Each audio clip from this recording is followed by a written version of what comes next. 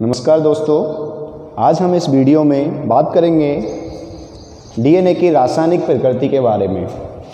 ये BSc second year का एक टॉपिक है, जिसके बाद वाटसन क्रिक मॉडल पढ़ना है। उसका एक आधारभूत टॉपिक है। जब तक आपको ये बात समझ नहीं आएगी तो नेक्स्ट टॉपिक समझ नहीं आ सकता। बात करें डीएनए की रासायनिक प्रकृति के बारे में, तो डीएनए की रासायनिक प्रकृति में मुख्यतः 3 चीज़ें हैं बच्चों। मुख्यतः 3 चीज़ें हैं। पहला नाइट्रोजन क्षार, पहला कौन सा? नाइट्रोजन क्षार। दूसरा 5 कार्बन शर्करा यानी कि राइबो शर्करा। तीसरा फॉस्फेट समूह। ये तीनों मॉलिक्यूल्स मिलकर जुड़कर एक डीएनए का निर्माण करते हैं। अर्थात डीएनए का रासायनिक संगठन बनाने के लिए ये तीनों केमिकल्स काम करते हैं। सबसे पहले बात करेंगे हम नाइट्रोजन क्षार के बारे में। नाइट्रोजन क्षार इंग्लिश में नाइट्रोजन बेस बोलते हैं। ये डीएनए के अंदर मुख्यतः 2 प्रकार के होते हैं। पहला प्यूरिन, दूसरा पिरिमिडिन। पहला प्यूरिन, दूसरा पिरिमिडिन। प्यूरिन की बात करें तो प्यूरिन में होता है AG, एडेनिन और ग्वानिन। ये प्यूरिन के क्षारक हैं। दूसरा पिरिमिडिन की बात करें तो इसमें साइटोसिन और थायमिन, ये पिरिमिडिन के हैं। बच्चों, ये वाला जो नाइट्रोजन बेस का ये पिरिमिडिन और प्यूरिन वाला ये जो मैटर है, बहुत सारे कंपटीशन एग्जाम्स में आया हुआ है। बहुत सारे कंपटीशन एग्जाम्स में पूछा गया है कि प्यूरिन में कौन कौन से नाइट्रोजन क्षारक होते हैं, पिरिमिडिन में कौन कौन से नाइट्रोजन क्षारक होते हैं। उस समय बड़े कंफ्यूज होते हैं। उस कंफ्यूजन को दूर करने के लिए हमारे पास एक ट्रिक है। ट्रिक में क्या है? AGCT बजाओ, AGCT बजाओ।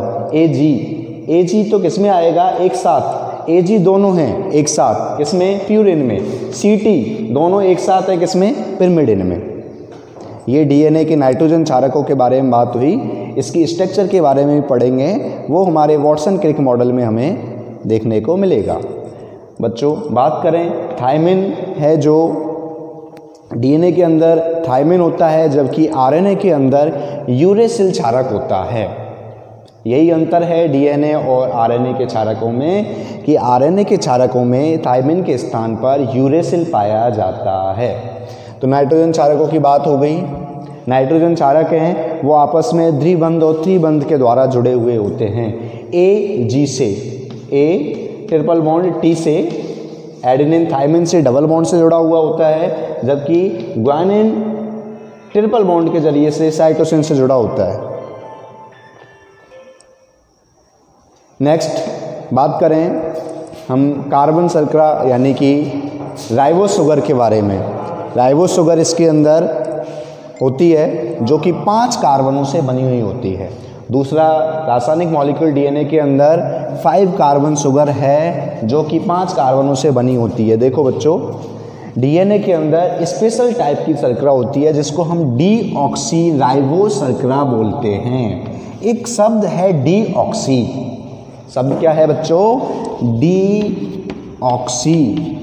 डीऑक्सी शब्द का मतलब क्या है? इस डीएनए का नाम डीऑक्सी राइबो न्यूक्लिक एसिड ही क्यों पड़ा, और कोई नाम क्यों नहीं? उसका भी कारण है। उसका कारण ये है कि डी का मतलब होता है कमी। डी का मतलब होता है बच्चों कमी, और ये कमी किसमें है? राइबो शुगर में एक ऑक्सीजन की कमी होने के कारण इसको क्या बोलेंगे? डीऑक्सी। डी का मतलब कमी और ऑक्सी का मतलब ऑक्सीजन की। ऑक्सीजन की कमी किसमें? डीएनए के अणु में। इसीलिए इसका नाम क्या पड़ गया?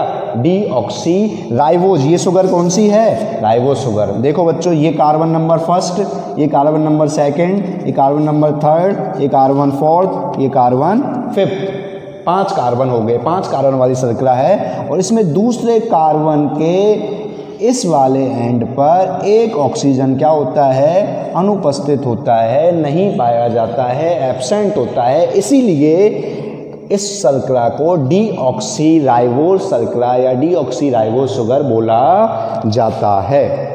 तो बच्चों, ये भी समझ में आ गया कि डीएनए का नाम डीऑक्सी राइबोज क्यों पड़ा।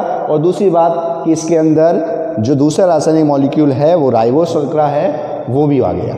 5 कार्बन वाली है राइबोस शर्करा, इसके दूसरे कार्बन पर एक ऑक्सीजन की कमी है, इसीलिए इसको डीऑक्सी राइबोस शर्करा बोला। नेक्स्ट थर्ड है फॉस्फेट समूह। फॉस्फेट ग्रुप है वो 1 या 3 तक हो सकते हैं। एक डीएनए मॉलिक्यूल में एक कम से कम फॉस्फेट ग्रुप जुड़ा हुआ होगा, हो सकता है 2 या 3 भी जुड़े हुए हों।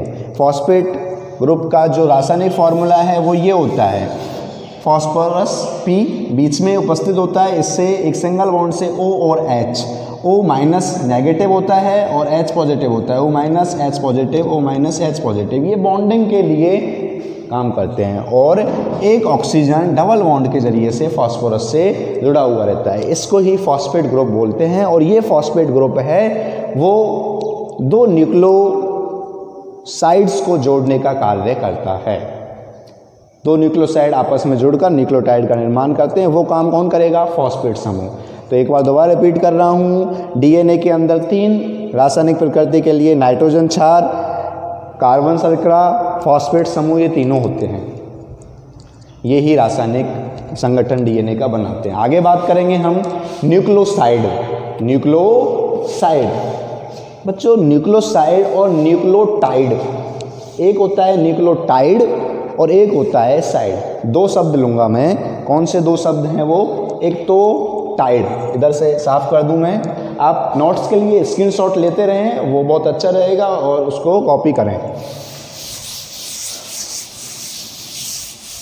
बच्चों न्यूक्लियोसाइड, एक तो शब्द आया साइड का मतलब होता है हटाना।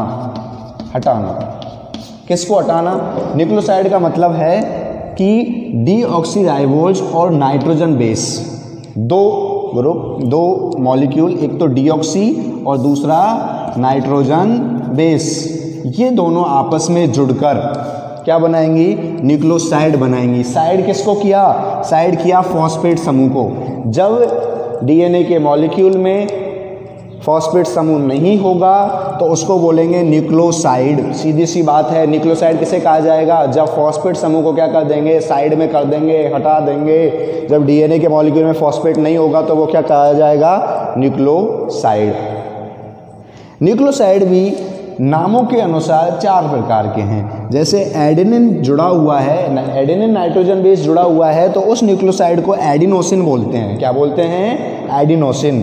यदि ग्वानिन जुड़ा हुआ है तो उसको ग्वानोसिन बोलेंगे, ग्वानोसिन। यदि साइटोसिन जुड़ा हुआ है तो उसको साइटिडिन बोलेंगे, यदि थायमिन जुड़ा हुआ है तो उसको थायमिडिन बोलेंगे। तो बच्चों ये न्यूक्लियोसाइड है। साइड किसको किया? फॉस्फेट समूह को। आपको याद रहना चाहिए कि यदि फॉस्फेट समूह अनुपस्थित है, एब्सेंस है, नहीं है तो न्यूक्लियोसाइड, और यदि फॉस्फेट समूह उपस्थित है तो वो क्या होगा? न्यूक्लियोटाइड। टाइड को हम समझेंगे टाइट करने से, बांधने से। किसको बांध दिया? फॉस्फेट समूह को। जब फॉस्फेट समूह एन बेस एंड शुगर, ये तीनों होंगे तो उसको हम क्या बोलेंगे? न्यूक्लियोटाइड बोलेंगे।